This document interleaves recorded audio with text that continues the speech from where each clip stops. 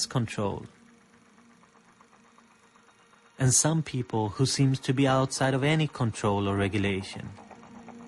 When we read the documents, we discover a strange little detail.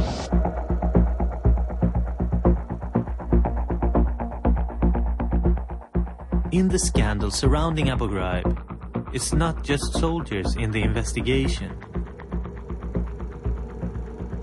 There were also civilians involved in the abuse against prisoners, so-called contractors, that for some reason never were brought to trial. But the question is, what exactly is a contractor?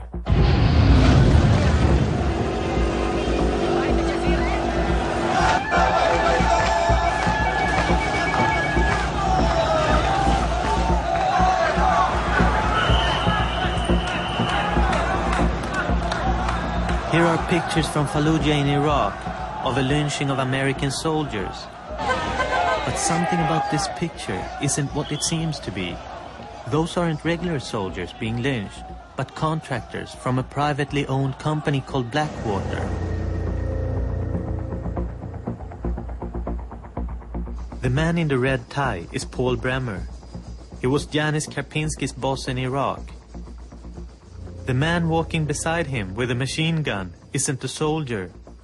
He's a contractor from Blackwater. We're talking here about a mercenary. We're talking about a hired hand, a hired gun. And when you have in Iraq a man with a gun who is hired to use that weapon, you're talking about a soldier without laws and without orders. There are no rules or regulations governing the use of these people. We wanted to get in touch with someone at Blackwater who can explain to us what exactly a contractor does. Thank you for calling Blackwater. This is Diana. How may I help you? I was trying to reach Mr. Bartali with no success, and I wonder if there's someone else I can talk to regarding press issues. Unfortunately, he is the only person. I think he's just been so busy. We've had many, many calls for him. Did you leave him a voice message? We've called Blackwater so many times that we lost count, but they don't seem to want to talk to us. Here are pictures from one of their PR events, but we get the feeling that it isn't enough to understand what the contractor really does. Everybody on the leadership, from the leadership team down, is absolutely committed to doing the right thing, to doing the best we can do in support of freedom and democracy. But it appears that the coalition doesn't just use Blackwater. The fact is, there are over 20,000 private contractors in Iraq. They constitute the second largest force after the American army. And hundreds of firms around the world hire out private contractors. Hello, you speak English? Hello. No. Okay, Mr. Pavel Constantinescu? Hello? One such firm is the Romanian security company Bidepa. We're in Bucharest, where Bidepa will show us what their services include. Hello, Alex. Hi, Eric. How are you? Nice to meet you. Nice to meet you. Group in Iraq. All of in Iraq.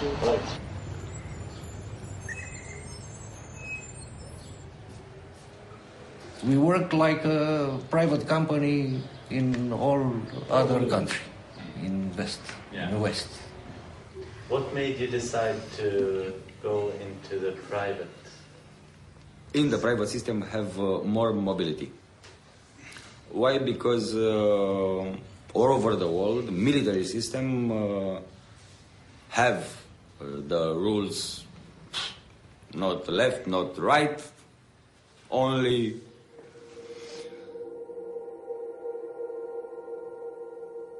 They have just returned from an assignment in Iraq. They worked there for the coalition forces. The man on the right was killed in an ambush during the last assignment, and Carlo, on the left, received serious gunshot wounds. What's the main difference from being a soldier and being a bidepa? Not difference. No? No difference? It's the same mentality. Everybody's same. And everybody, we have the guns, everybody is military. So what we've got is a situation where we have thousands of armed Westerners in Iraq using their weapons without any rules of engagement, without any law behind them. There is no law for them. But do you have, like, you know, rules of engagement?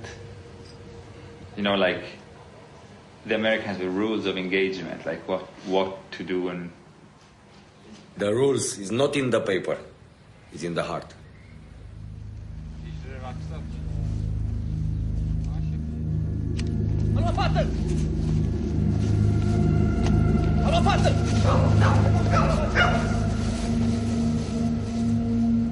"40 mercenaries were killed in 1 week. Not a single story appeared in the paper. The coalition needs these people because they want to reduce their casualties. In a sense, we're using freelance mercenaries as sandbags to protect not only our soldiers, but the casualty figures of our soldiers as well." At Guantanamo, do you think there were contractors there too? Contractors just started to be used right towards the end of my tour in Guantanamo, and there was only one or two that I saw when I left. Didn't see really any problem with the contractor issue just because of the fact that it was such a small percentage. When we're talking about Abu Ghraib, though, the percentage goes from maybe 5 or 10% of the overall force up to 50% of the actual interrogation and analysis force there. You were at Abu Ghraib as a soldier? No. At Abu Ghraib, I was a civilian contractor.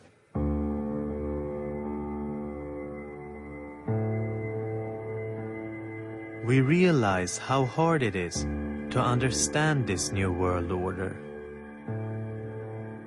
Contractors, detainees, unlawful combatants.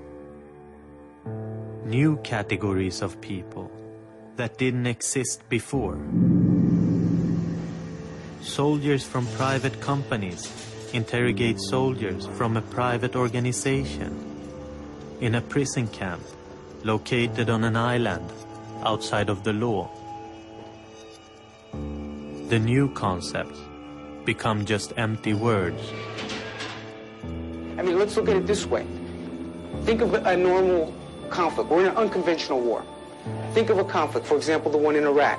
Think of the Balkans. Think back to World War II.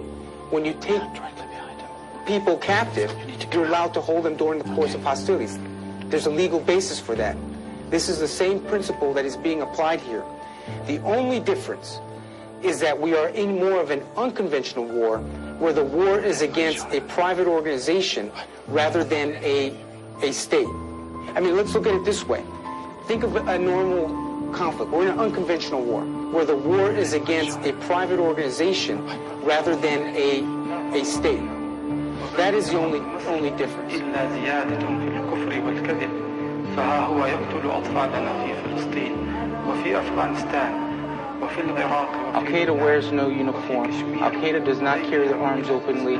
Al-Qaeda does not belong to a responsible command. And Al-Qaeda clearly does not follow the laws and customs of war. We are in more of an unconventional war, where the war is against a private organization rather than a state. I mean, let's look at it this way. Al-Qaeda wears no uniform. Al-Qaeda does not carry their arms openly. Al-Qaeda does not belong to a responsible command. And Al-Qaeda clearly does not follow the laws and customs of war. We are in more of an unconventional war, where the war is against a private organization.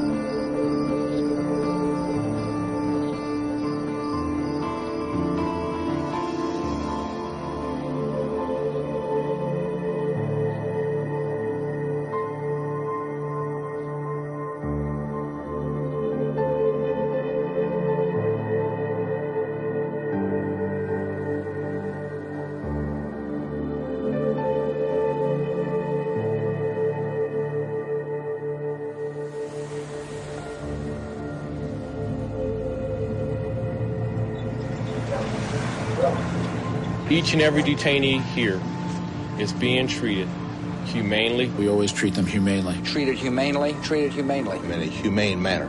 Humane living conditions. We treat the detainees humanely. And in the best spirit. In the spirit of the Geneva Convention. In the spirit of the Geneva Convention. In accordance with the Geneva